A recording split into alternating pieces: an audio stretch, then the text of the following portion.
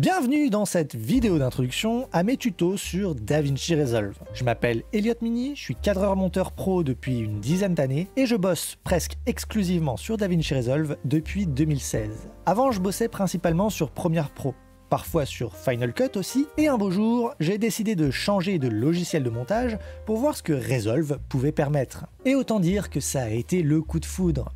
Alors, je veux pas faire le hater de base, et tout ce que je peux dire sur les logiciels de la suite Adobe ne sera que basé sur mon expérience personnelle. Mais disons que j'ai eu l'impression de troquer un logiciel buggé et instable, et surtout inutilement compliqué, pour quelque chose de bien plus ergonomique, économique, et sans faire aucune concession sur les capacités de post-production. Parce que DaVinci Resolve, c'est ça, c'est un logiciel de post-prod, pas simplement un logiciel de montage. Historiquement, Resolve, c'était avant tout un logiciel d'étalonnage, l'un des meilleurs du marché. Puis avec le temps et son rachat par Blackmagic Design, le logiciel a évolué pour devenir une suite complète de post-production. Elle incorpore un module de dérochage, 2 modules de montage, un module de compositing et d'effets visuels, son module d'étalo, toujours présent, un module de mixage, et enfin un dernier module de rendu d'image. Le tout contenu dans un seul et même software. Car contrairement à Adobe, où il est nécessaire d'ouvrir plusieurs logiciels assez gourmands en ressources pour faire différentes étapes de post-production,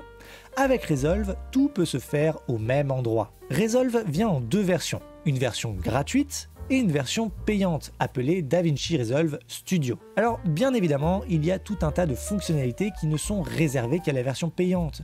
Des choses comme le denoiser, le Magic Mask, la suppression de bruit et l'accélération matérielle sur la carte graphique, la possibilité d'exporter des projets dans des résolutions supérieures au 4K, mais bien que tous ces outils puissent faire saliver, aucun d'entre eux n'est réellement indispensable pour faire de la post-production. Moi-même, j'ai travaillé sur la version gratuite, et ce même professionnellement, pendant des années, avant d'avoir ma version studio. Bref, tout ce petit laïus pour vous dire que Resolve est réellement un banger, parce que c'est ni plus ni moins qu'un logiciel tout ce qu'il y a de plus professionnel et gratuit.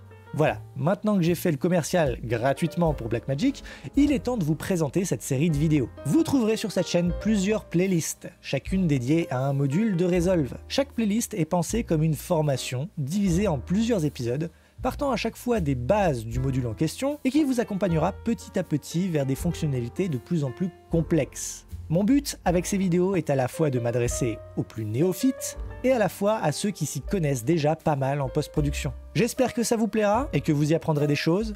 Moi je vous souhaite une bonne journée et en attendant la prochaine, ciao!